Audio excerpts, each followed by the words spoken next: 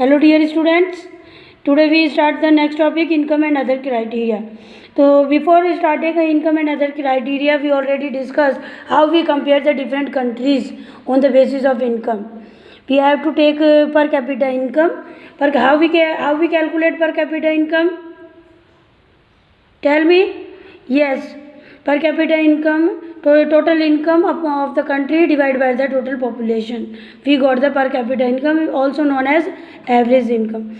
So what are the other criteria other than the income? That is security, respect for others, equal treatment, freedom, etc.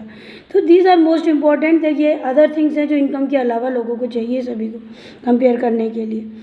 तो similarly besides average income think of others equally important है. तो यहाँ पर इस जगह पर हम income के अलावा इन चीज़ों को भी एट्रीब्यूट करेंगे. तो first of all how we calculate the per capita income. See here table 1.3. There are 3 states and their per capita income. तो whose income is whose per capita income is highest in which state है? महाराष्ट्र के highest पर capita income है. Kerala second highest और बिहार बहुत ही लो है. ठीक है, तो यहाँ इनकम के बेस पे हम कह सकते हैं वो महाराष्ट्र की इनकम ज़्यादा है तो महाराष्ट्र ज़्यादा डेवलप्ड है, ज़्यादा फैसिलिटीज़ होंगी वहाँ पर.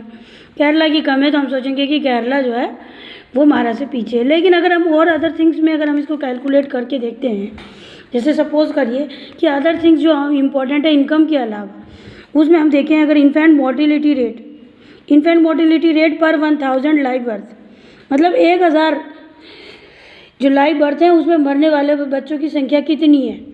तो वहाँ पर महाराष्ट्र में देखें तो 24 है, केरला में 12 है, बिहार में हाईएस्ट है 42. इसी तरीके से हम लिटरेसी रेट देखते हैं.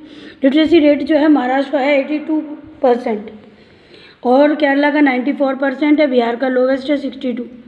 तो यहाँ पर किसका हमें अभी देख रहे हैं, हम कंपेयर कर रहे हैं और इस कंपेयर में हमें दिख रहा है कि केरला की हेल्थ फैसिलिटीज़ बहुत अच्छी है. यहाँ पर उनका इन्फेंट मोर्टिलिटी रेट तो बहुत पीछे, बहुत ही कम है, लो है, जबकि महाराष्ट्र का बहुत ज़्यादा है. वहाँ पे बच्चे जो हैं 1000 पर बहुत ज़्यादा मर रहे हैं, 24 डाई हो रहे हैं और यहाँ पर केरला में 12 डाई हो रहे हैं.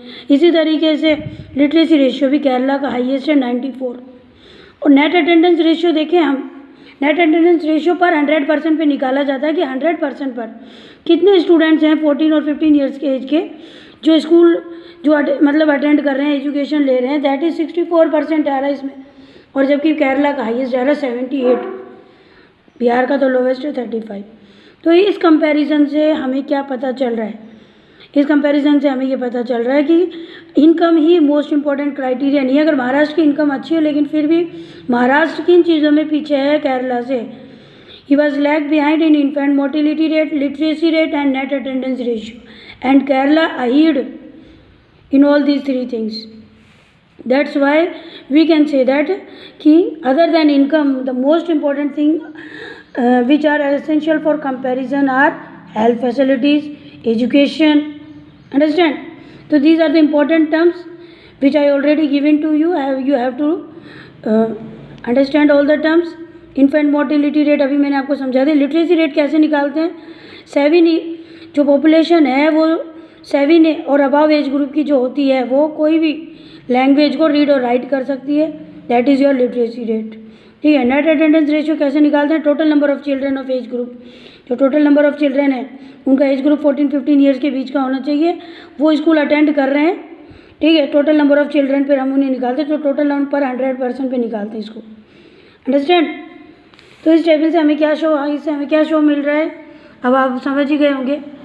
इस टेबल से हमें ये पता चल रहा है कि income is not only the criteria which we compare, other thing is also essential which we have to compare. Next come to public facilities. Average person in Maharashtra has more income than average person in Kerala but lag behind in these crucial areas. तो यहाँ पे हमने देखा कि public facilities कितनी important है, क्योंकि महाराष्ट्र अभी भी बहुत से क्रूशियल एरियाज़ में पीछे हो रहा है. तो मनी का मतलब ये नहीं कि मनी ही सब चीज़ें बाई कर सकता है. ठीक है. Beside money there is the other things which are important. And what are this?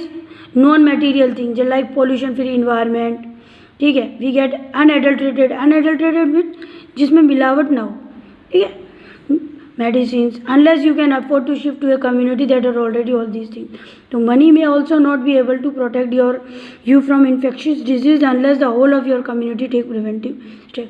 तो मनी सब कुछ नहीं कर सकता. मनी आपको ये भी है कि ये नहीं है कि भाई मनी की वजह से आप एक ऐसा इन्वायरमेंट ले सकें या कोई डिजीज़ से अगर आपको प्रोटेक्ट करना है तो पूरी कम्युनिटी अगर हेल्प करेगी तभी होगा.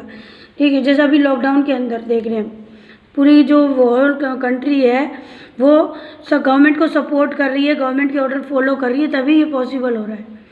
ठीक है, हम जो है कोरोना वायरस से उसकी चेन को ब्रेक कर पा रहे हैं. तो actually for many of the important things in life the best way we get cheap services collectively. तो जो थिंग्स हमें इम्पॉर्टेंट हैं हमारे लोकेलिटी में भी वो सारी यही हैं. जैसे कि आपके एरियाज़ के अंदर यहाँ एक बहुत ही अच्छा एग्जांपल दे रखा है कि स्कूल है, जैसे मान लीजिए.